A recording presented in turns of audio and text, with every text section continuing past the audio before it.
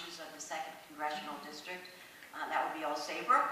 As you can see from my red shirt, I volunteer for AARP. I'm a retired private banker, and I get a lot of satisfaction out of my volunteer work, and one of the great things is getting to know Joe Fortney and working with him.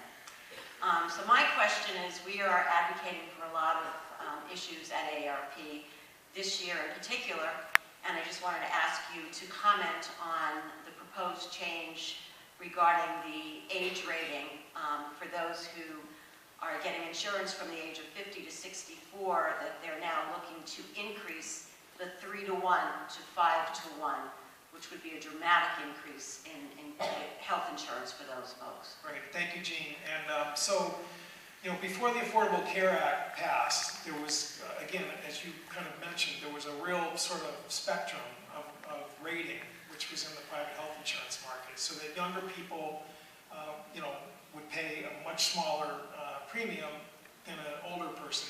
And the range was up to, I heard some folks in the insurance industry that it was as high as 6 to 7 to 1 back in the day there. So what the Affordable Care Act did is it narrowed that bandwidth to 3 to 1.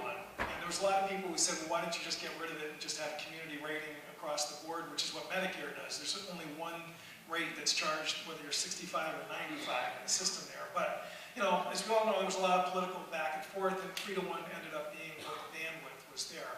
But there is a bill which the leadership, the Republican leadership in the House actually did have a hearing at Energy and Commerce to again widen that rating to 5 to 1, which again you can do the math. I mean, that would be a huge hit on folks in their 50s. Again, would try to create that sort of gap in coverage, particularly if other parts of the law are dismantled. And AARP has done a good job of sort of raising the flag about making sure that people understand, particularly who are under 65, that a 5 to 1 age rating. I mean, we're just going backwards in terms of. We call it an age tax. Yes. So thank you for raising that. Hi. Thank you for this opportunity to participate in your town hall. I'm Judy Declan. I'm from Norwich. A child of immigrants. I'm also a pharmacist. My question is about changes in healthcare. If there are to be changes in healthcare coverage, whether it be in the Affordable Care Act, Medicaid, or Medicare, what assurances can be made that a rollout of those changes will be smooth and not result in confusion or gaps in coverage, especially for those at risk? So, I mean, it's obviously what drives a lot of the anxiety in terms of some of the calls we're getting about, how fast, what happens if this happens really fast. What I would say is, the 77,000 who were added to the Medicaid rolls under the Affordable Care Act, Speaker Ryan's plan has indicated that will be eliminated in a pretty quick fashion. So you're going to see people whose coverage is going to change real fast if, again, the outline that he put out last Thursday actually is implemented. I think the age 26 coverage is probably safe no matter what, because that really was kind of absorbed by the system pretty painlessly, and it's really, there's not much blowback in terms of that. But again, if those subsidies are knocked out for folks on the individual exchange, again, you're going to see just a lot of people falling back into the ranks of the uninsured. And lastly, the donut hole, which, as you know, is an issue for prescription drugs for people on the Part D plan. That piece was not actually in Speaker Ryan's proposal. It's still a big question mark, whether the ACA's closing of the donut hole, which now is about 60% closed, it's going to go to completely closed by 2020. Again, I think it would be political suicide to eliminate that provision, but again, it's still very much in the air, and you'd see it at your counter if you were back with those horror stories of people falling into that double deductible. Hi, Joe. I'm Christina Milos. I'm the first select woman of the town of Wellington, and I know Joe pretty well. I just wanted to thank you for all the things that you're doing for us at the national level and the ways that you're helping us and protecting us in those ways. And I'm not going to ask you to help us out with the state budget, because I know that's beyond your superpowers.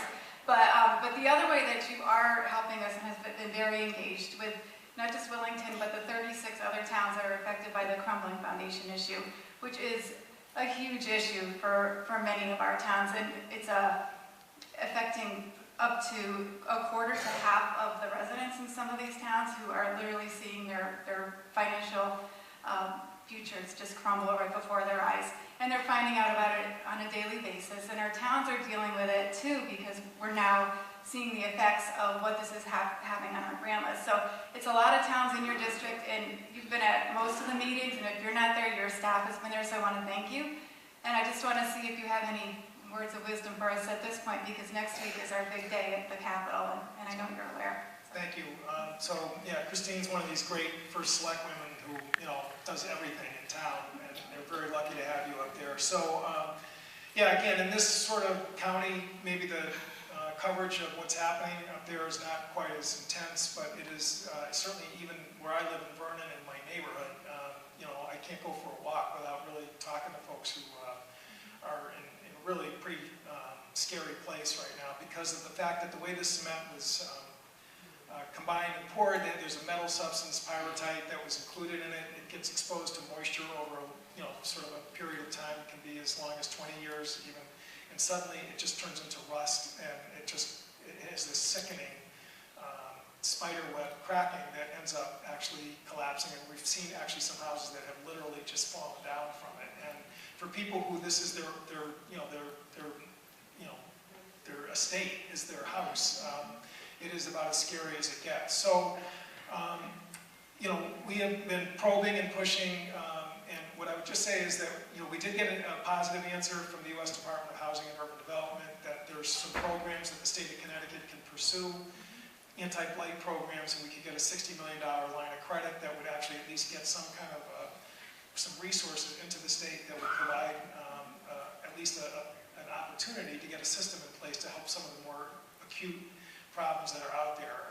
Christine Conley was here earlier, who sits on the Planning and Development Committee from Groton. I was just talking to her about this earlier here. You guys should maybe connect before you leave. But frankly, I think this is an opportunity the state needs to really pursue seriously, and there's lots of ideas about how to implement it. Other states have used what's called Section 108 line of credit, and unfortunately at this point, the Department of Housing in Connecticut is really not sort of shown a lot of movement in terms of doing it. But I'll tell you, this thing is not going to get better, and ignoring the problem is not going to make it go away. This is this affects a whole market in the state of Connecticut. A whole region of the state of Connecticut. That's right. But we thank you for what you're doing and for helping us out. Okay, thanks.